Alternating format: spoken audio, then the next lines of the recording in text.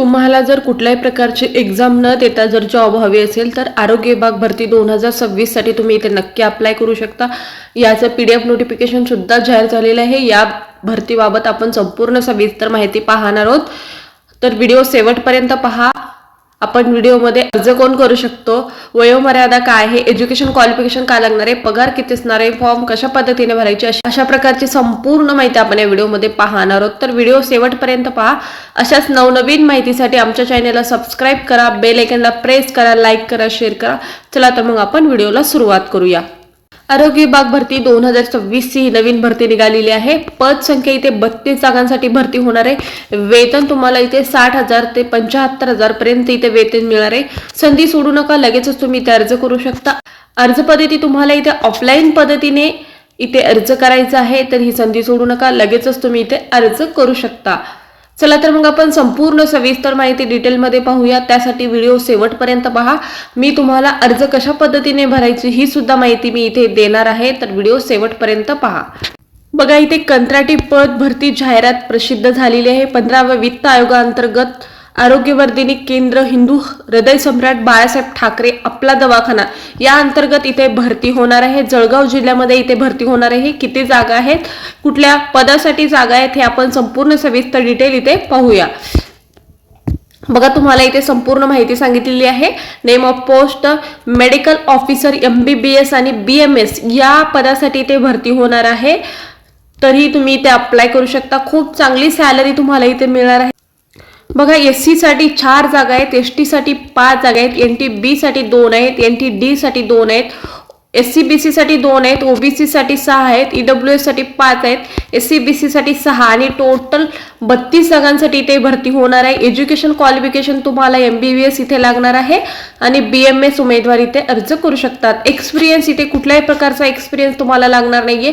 Renovation तुम्हाला पगार इथे 60,000 आणि 25,000 प्लस 15,000 इन्सेंटिव्ह बेस तुम्हाला इथे सॅलरी मिळणार आहे। त्यानंतर अटी व शर्ती सुद्धा इथे पाहू शकता। उपरोक्त पदे ही निव्वळ कंत्राटी स्वरूपाची असून नियुक्ती तुम्हाला 29/6/2026 पर्यंत इथे राहणार आहे। तुमचं जर काम चांगलं वाटलं किंवा समाधानकारक वाटलं, आढळून आल्यास 1 दिवसाचा तांत्रिक खंड देऊन पुढील 11 महिन्यासाठी तुमची इथे नियुक्ती सुद्धा करण्यात येणार आहे। बघा, जर तुमचं काम व्यवस्थित आणि चांगलं वाटेल तर तुमची जी कंत्राटी स्वरूपाची नियुक्ती आहे ते वाढवण्यास सुद्धा येणार आहे, असं सुद्धा इथे सांगितलेलं आहे। बघा, जाहिरात जोडलेले जे अर्जाचा नमुना आहे तो परिपूर्ण भरला पाहिजे आणि अर्जामध्ये जे डॉक्युमेंट सांगितलेले आहेत ते सुद्धा तुम्हाला इथे जोडायचे आहेत। यामध्ये जर तुमची काही अपूर्ण तुमचा अर्जाचा नमुना आढळला किंवा डॉक्युमेंट्स अपूर्ण आढळले तर तुमचा इथे विचार केला जाणार नाही, असं सुद्धा इथे सांगितलेलं आहे। आणि जे 23/7/2020 नुसार तुम्हाला लहान कुटुंब प्रतिज्ञापत्र सुद्धा इथे जोडणं बंधनकारक राहणार आहे। बघा, इथे तुम्हाला सांगितलेलं आहे केंद्र शासनाने किंवा शासनाने नामंजूर केल्यास ही पदे तुमची पूर्व सूचना न देता तात्काळ समाप्त सुद्धा करू शकतात तुमची जॉब। त्यानंतर ही पदे जी आहेत ती कंत्राटी स्वरूपाची आहेत, त्यासाठी तुम्ही इथे कुठल्याही प्रकारचं मानधन किंवा हक्क इथे तुम्ही मागू शकत नाही किंवा शासनाचे नियम तुम्हाला इथे लागू राहणार नाहीत।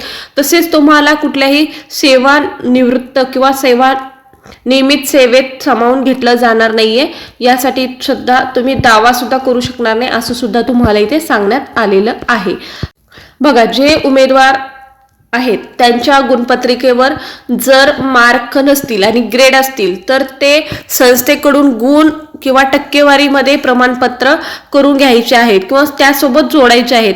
आणि जे रिपीटर उमेदवार आहेत ते सर्व गुणपत्रिका इथे झेरॉक्स मधून लावणे गरजेचं आहे। बघा, तुमचं इथे अनुभव प्रमाणपत्राचा इथे विचार केला जाऊ शकतो किंवा शासकीय नियमशासकीय तसेच राष्ट्रीय आरोग्य अभियानांतर्गत तर तुम्ही जॉब केली असेल किंवा तुमचा एक्सपिरियन्स असेल तर तो विचारात घेतला जाणार आहे। त्यासाठी त्याचे सुद्धा तुम्ही इथे डॉक्युमेंट्स लावायचे आहेत। एकापेक्षा अधिक पदाकरिता अर्ज करायचा असल्यास उमेदवारांना प्रत्येक पदाकरिता स्वतंत्र अर्ज भरणे गरजेचं आहे, हे सुद्धा तुम्हाला इथे सांगितलेलं आहे।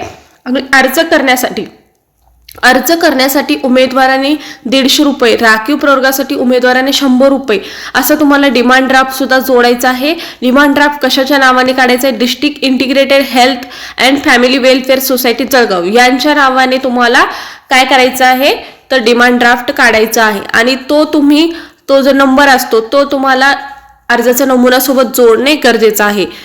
उमेदवार निवड ही फक्त गुणांकन पद्धतीने करण्यात येणार आहे. राजकीय पक्षाच्या मदतीने दबाव आणण्याचा प्रयत्न करत असाल तर ते मान्य किंवा ग्राह्य धरलं जाणार नाहीये. त्याच्यासाठी तुमचा काही विचार केला जाणार नाही आणि ही माहिती जी आहे ती तुम्हाला रद्द करू सुद्धा शकतात.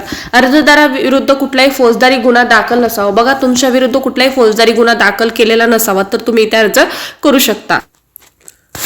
अर्ज भरावयाच्या शेवटच्या दिनांकास उमेदवारांचे वय खुल्या प्रवर्गातील उमेदवारांसाठी 38 वर्ष आणि मागासवर्गीय उमेदवारांसाठी 43 वर्ष असेल तर तुम्ही इथे अर्ज करू शकता. किंवा पदासाठी वयोमर्यादा 70 वर्ष राहील. बघा, MBBS पदासाठी 70 वर्ष तुमचं इथे वय असणार आहे असं सुद्धा इथे सांगण्यात आलेलं आहे. पदानुसार नमूद मानधन एकत्रित मानधन असून व्यतिरिक्त इतर कोणतेही दे राहणार नाहीत. बघा, तुम्हाला इथे फक्त मानधन आहे तेच देण्यात येणार आहे. त्याच्यानंतर तुमचं कुठलंही मानधन दिलं जाणार नाहीये. आणि MBMS यांचं सुद्धा मेरिट लिस्टनुसार तुमचं इथे निवड केलं जाणार आहे या पद्धतीने असं तुम्हाला इथे सांगण्यात आलेलं आहे. बघा, तुम्हाला जे अर्जाचा नमुना आहे ते कुठल्या वेबसाईटवर किंवा कुठल्या ऑफलाईन पत्त्यावरती पाठवायचा आहे. तुम्हाला इथे ऑनलाईन अर्ज स्वीकारला जाणार नाही. डायरेक्ट तुम्हाला जो ॲड्रेस दिलेला आहे तिथे तुम्ही पोस्टाने स्पीड पोस्टाने अर्ज करू शकता किंवा तुम्ही स्वतः जाऊन तिथे अर्ज करू शकता. बघा, तुम्हाला इथे ॲड्रेस सुद्धा दिलेला आहे. जे उमेदवार स्पीड पोस्टाने अर्ज करणार आहेत त्यांच्यासाठी बघा, प्रतिमा मुख्य कार्यकारी अधिकारी जिल्हा परिषद जळगाव यांचे नावे राष्ट्रीय आरोग्य अभियान आरोग्य विभाग नवीन बिल्डिंग जिल्हा परिषद जवळ तुम्हाला इथे अर्ज करायचा आहे. किंवा 10/2/2026 ते 18/2/2026 पर्यंत कार्यकालीन वेळेत सुट्टीचा दिवस वगळून किंवा सोडून व्यक्तिशी टपालद्वारे सादर करावे. मुदतीनंतर प्राप्त झाले. बघा, तुम्ही व्यक्तिशी किंवा टपालद्वारे तुम्ही इथे अर्ज करू शकता किंवा मुदतीनंतर प्राप्त झालेले अर्ज इथे विचारात घेतले जाणार नाही असं सुद्धा इथे तुम्हाला सांगण्यात आलेलं आहे. अधिकृत वेबसाईट सुद्धा इथे दिलेली आहे. या वेबसाईटवरती तुम्हाला संपूर्ण माहिती मिळेल. बघा, हा PDF नोटिफिकेशन सुद्धा मिळू शकतो तुम्हाला, पण हा PDF मी डिस्क्रिप्शन बॉक्समध्ये देणार आहे तर तिथून तुम्ही डाउनलोड करा आणि त्यामध्ये तुम्ही संपूर्ण सविस्तर माहिती वाचा आणि अर्जाचा नमुना सुद्धा तुम्हाला तिथे मिळेल.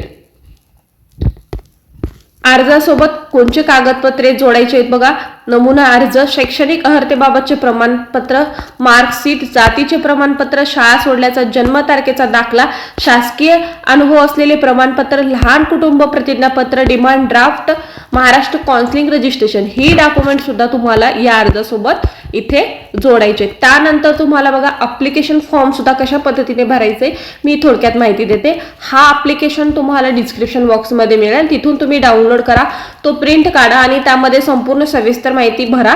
त्यानंतर तुम्हाला झेरॉक्स जे डॉक्युमेंट्स मी सांगितलेले ते डॉक्युमेंट्स जोडून तुम्ही स्वतः किंवा स्पीड पोस्टाने इथे अप्लाय करू शकता. District integrated health family welfare society Jalgaon application form, इथे तुम्ही फोटो चिटकू शकता.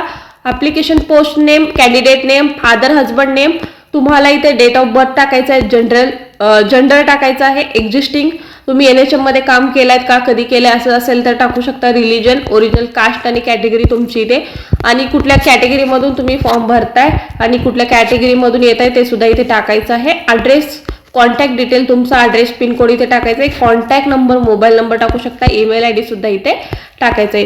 त्यानंतर तुम्ही बघा फॉर्म कशा पद्धतीने भरायचं, इथे अकॅडमिक प्रोफेशन एज्युकेशन कशा पद्धतीने भरायचं. बघा, तुम्ही 10वी 12वी डिप्लोमा, ग्रॅज्युएट, पोस्ट ग्रॅज्युएट अशा पद्धतीने इथे सुरू करू शकता. कधीपासून कधीपर्यंत तुम्ही पात्र झालेले आहेत, कुठली डिग्री केलेली आहे, युनिव्हर्सिटी इन्स्टिट्यूटचं नेम, फायनल टोटल मार्क्स आणि फायनल इयर पर्सेंटेज असं तुम्हाला इथे संपूर्ण माहिती भरायची आहे.